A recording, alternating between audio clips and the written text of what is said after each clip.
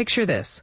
The wheels of the U.S. government have screeched to a complete stop, stranding countless federal workers without paychecks and leaving essential services in limbo for a full 15 days. It's a crisis that's gripping the nation, and as we dive into the latest developments, you might find yourself questioning just who's really holding the keys to reopen it all. But here's where it gets controversial. Is this shutdown a genuine standoff, or is it a calculated political ploy by one side to force concessions? Stick with us as we unpack the drama unfolding in Washington, where tensions are running high and solutions seem frustratingly out of reach. Live updates are rolling in on this ongoing saga, with the Senate gearing up for yet another crucial vote. As of our latest check, at 11:54 a.m., let's break down what you need to know on day 15 of this unprecedented government shutdown. This prolonged federal funding freeze is now stretching into its third week, and the Senate is poised to cast its ninth vote later this afternoon on a bill originally passed by the House. The goal? To kickstart government operations once more. Yet, Democrats and Republicans remain fiercely opposed, with no clear path to agreement in sight. The proposal, designed to keep the lights on until November 21st, fell short of the 60 votes required to move forward yesterday. Alarmingly, not a single Democrat shifted their stance in support, underscoring just how entrenched both parties are. Republicans are adamant about not budging on negotiations concerning health insurance tax credits they're pushing to extend. The upcoming vote is slated for 2:15 p.m. Will this be the one that breaks the deadlock? And this is the part most people miss. The human toll is mounting. Military personnel are scheduled to receive their paychecks today, thanks to a creative workaround from the Trump administration that redirected unused research and development funds. But House Speaker Mike Johnson has sounded a stark warning. This is only a temporary bandage. If the shutdown drags on, troops could find themselves shortchanged on their next full paycheck at month's end. For those new to how government funding works, think of a continuing resolution as a short-term lifeline that prevents agencies from shutting down entirely. But it's not a permanent fix. It's like patching a flat tire instead of replacing it. Diving deeper into the political theater, at 11:54 a.m., House Minority Leader Hakeem Jeffries didn't mince words, lambasting House Republicans for their apparent absence from Washington during this meltdown. Assembling House Democrats for a press conference right outside the Capitol, Jeffries ramped up the pressure on GOP leaders to reconvene the chamber immediately. House Democrats are here, reporting for duty, he declared. We are prepared, eager, and equipped to forge a bipartisan spending deal that truly addresses the American people's needs, reopens the government, and tackles the Republican-driven healthcare disaster head-on. But he emphasized the need for a sensible counterpart across the aisle. Jeffries accused Republicans of triggering the shutdown and then vanishing, leaving Democrats to shoulder the burden alone for weeks. He vowed to champion efforts to ease the rising cost of living, overhaul a flawed healthcare system, and eradicate corruption. Now is the time to prolong the Affordable Care Act's tax credits, he urged, to shield tens of millions from skyrocketing health insurance costs. It's time to ensure every American can visit a doctor without financial strain. Let's reopen the government, back our dedicated federal employees, and get this done now. No excuses. House Republicans, it's time to return to work. Shifting gears to the Senate, at 10:39 a.m., Majority Leader John Thune acknowledged that behind-the-scenes talks among senators about exiting the shutdown are indeed taking place. However, he painted Democrats as stubbornly inflexible, citing the No Kings protests from Saturday as a non-negotiable red line for them. I'm optimistic they'll adopt a more pragmatic approach in their discussions, Thune hoped aloud. He also hinted that Republicans aim to bundle appropriations bills into a procedural vote on the full-year Defense Department spending bill, scheduled for Thursday. Our objective is to gauge how much additional legislation we can attach, he explained. By attaching them to the defense appropriations vote tomorrow, we can initiate those talks. When pressed on whether the shutdown might persist until comprehensive funding bills pass, Thune expressed hope otherwise. stressing that shutdowns hurt everyone and ending it sooner is always preferable. At 10:34 a.m., Speaker Mike Johnson turned up the heat on Democrats during his Capitol press briefing, highlighting the dire risks to military pay if the impasse endures. He described the administration's payment maneuver as a short-lived solution.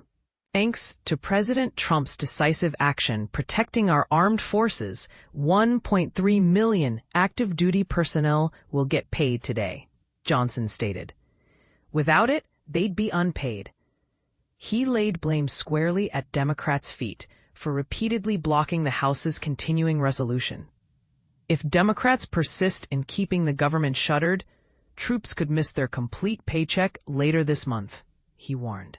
Think about deployed service members separated from their families, those stationed far from home, or individuals struggling with rent or caring for sick relatives, all reliant on these funds. This should infuriate every patriotic American. Echoing similar sentiments at 10:16 a.m. on the Senate floor, Thune reiterated that Democrats are firmly entrenched in their positions. After 15 days into the shutdown, not even concerns for military families facing unpaid bills or vulnerable households unsure about nutrition aid swayed them. Nor do they fret over flood victims unable to adjust insurance or finalize home purchases amid hurricane season. Democrats are holding firm, and those affected will have to endure until their far-left supporters are appeased. He added provocatively that Democrats seek something Republicans cannot provide, the endorsement of their radical base. Thune claimed their motivations stem from appeasing the far left and safeguarding their political futures. Pointing to the pending bill, he urged, "We'll vote on it again today. Just 5 more Democratic votes, and it passes.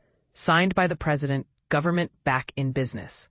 Will today mark day 15 of Democrats' shutdown, or the day we refocus on serving Americans? For a clearer picture of today's Senate agenda, the chamber began at 10 a.m. with routine morning business, featuring 10-minute speeches on assorted subjects. You can follow along with the live Senate feed embedded above. They'll recess from 12:30 p.m. to 2:15 p.m. for weekly party caucuses, followed by the vote on the House-passed continuing resolution, per Majority Whip John Barrasso's office. Now, let's explore why these Senate votes to end the shutdown keep stumbling. Democrats and Republicans hit another wall yesterday, failing for the 8th time to approve a Republican-crafted bill aimed at lifting the freeze. CBS News' Torian Small provides more context.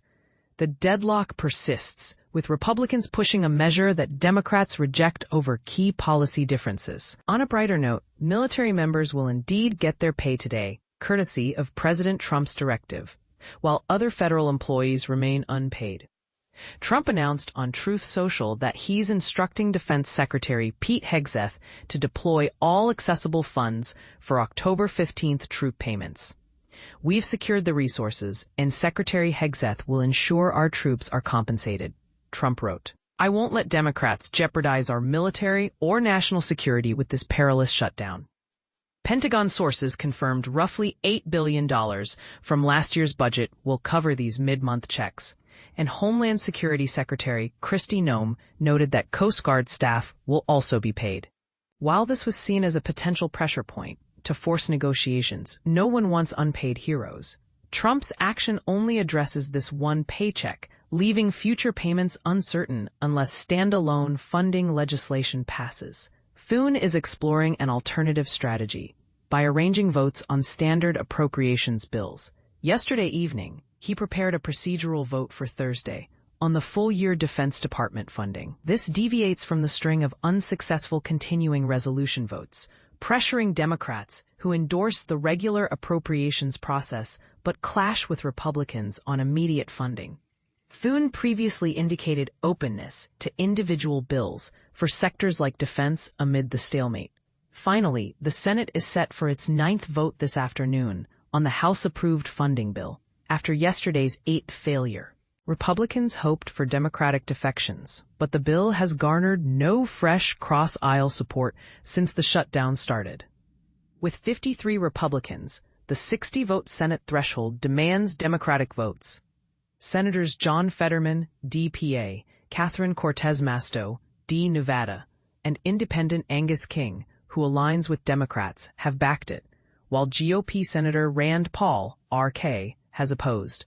As we wrap this up, it's hard not to feel the frustration of a divided Congress where each side accuses the other of inflexibility.